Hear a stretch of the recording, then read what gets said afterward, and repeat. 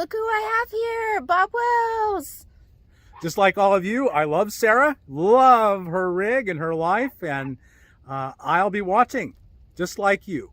Stay tuned for the interview that he did with me, of me and my Jeep, and then I did an interview of him also. So stay tuned. Check out his YouTube channel, Cheap RV Living. And if her Jeep goes missing, I had nothing to do with it.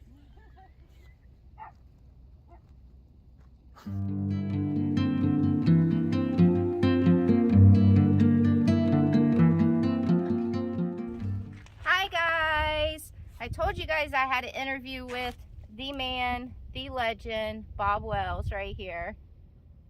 I'm a man, but not a legend. Legend. So I just got finished doing my interview with him. He interviewed me about my wonderful Jeep. So I'm so excited about that. He was excited about my Jeep too, so who could not be? I hope you got good locks on it. I might stalk you. I have, oh, you mean like alarms? I have Yeah. 2 alarms on my Jeep, actually, 2. Well, 3 if you count my dog. So, but yes, I have 2 alarms. I thought you were talking about the lockers underneath. Oh, yeah, that too. I have lockers underneath because of the rock crawling I used to do. So yeah, I'm pretty excited that I finally got to meet Bob and talk to him and hang out with him for a little bit. And he got to interview me. Yay. So just real quick, because now I want to interview him for you guys. And for the ones that don't know about who Bob Wells is, I doubt seriously you guys don't know who he is. Do you want to tell me about your channel? What's the name of your channel? My channel is Cheap RV Living, and I started cheaprvliving.com website in 2005. And so that grew and did really well. Back then there was almost no one. This was not a topic everyone talked about. And so in 2008, when the recession happened, my channel exploded and really grew. And there's a limited reach with just a website. So in 2016, I started on YouTube. I had brought over a big audience already. And so it really grew. And it's all about how to live your best, highest quality of life in a vehicle, which I think you have fully accomplished. Yeah, it's a learning process every day, though. It is. It's definitely. I've already changed my Jeep around 3 times. Right. But I'm happy and content with the way it is right now. Except for the hardtop, I'm gonna put the hardtop on, so then I'll be happy and content. Now I probably shouldn't give you ideas. They make a hardtop that pops up. I would. Oh, into the tent. Yeah. Yes, I saw that. Yeah.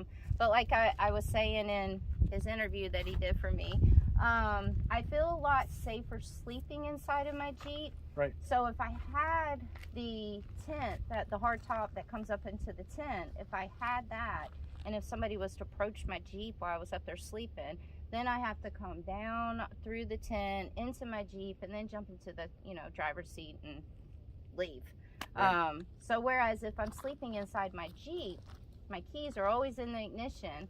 So all I have to do is just jump right on into my driver's seat and just haul tail out there. Right.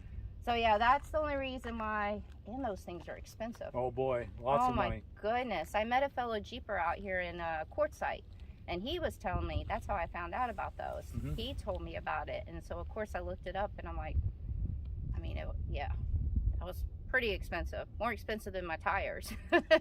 Which is expensive. Yeah. So, how did you start living this lifestyle? Well, many years ago, in 1995, I went through a divorce. I was forced into it, kicking and screaming. But like you, I'd been a camper and a backpacker, so I knew I could live out of a backpack for a very long period of time. And so I went through this divorce and could no longer afford to pay rent, because where we went from one household to 2, I couldn't afford to pay the 2 rents, basically. And so I knew I could live out of a backpack, and I drove to and from work every day, and there was a old beat up box van. I think they delivered, no, it was a plumbing supply box van. And I said I could live really well in that. And one day on the way to work, I stopped and bought it and moved in. So one of the things that attracted me to his channel, because obviously I've known about his channel, the Cheap RV Living channel, way before this interview right here, because I did a lot of research on how I could live out of this lifestyle and do this lifestyle. So that's how I found his channel. But one of the things that attracted me to him is he has this organization called Home on Wheels Alliance. And this organization, I'll just let you tell them about this. But what I love about this, because you guys know that I always love to help others, and this is what this gentleman does, is he helps others that need help to live out of this lifestyle right here. In 2008, when the economy crashed, I was flooded with people who wrote me and said, I've lost my job, I moved in with my relatives, lost my apartment, moved in with my relatives, they've lost their job, we're all out on the streets. How do I live in my car? And so I became aware of the tremendous need in this country of people who are living month to month, no money in the bank, and something goes wrong and they're on the streets. Mm-hmm. And so the channel is aimed at now those people. Mm. If you are forced into the streets, into a vehicle, I want you to know how. I want you to know how to be happy, that it can be and should be the best times of your life. So a part of that, I want to offer hope and a solution. And I've always wanted to do more. So people would write me and tell me I have no money, or they'd write me and say I've got a fairly good car, but I'm broke and I need all new tires. Mm. And I've desperately wished I could send them the money for new tires, but most of my life I didn't have any extra money. So we started a nonprofit. It's a 501c3. We do get some corporate grants. We get some pretty big money. That's what a 501c3 can do. So we have big pools of money. And one of the first things we started was an emergency fund. You can contact homesonwheelsalliance.org, HOWA, HOWA.org.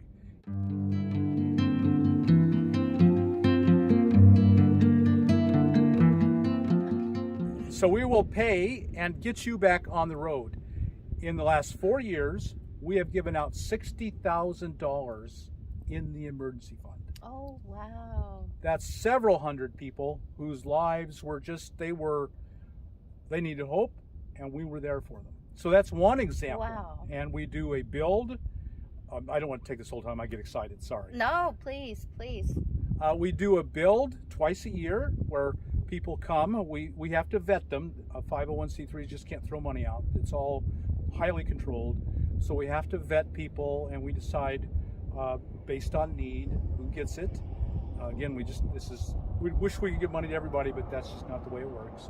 You just did one of those in Pahrump, was it October? We're doing them right now in April and October. So okay. We'll have one coming up in April.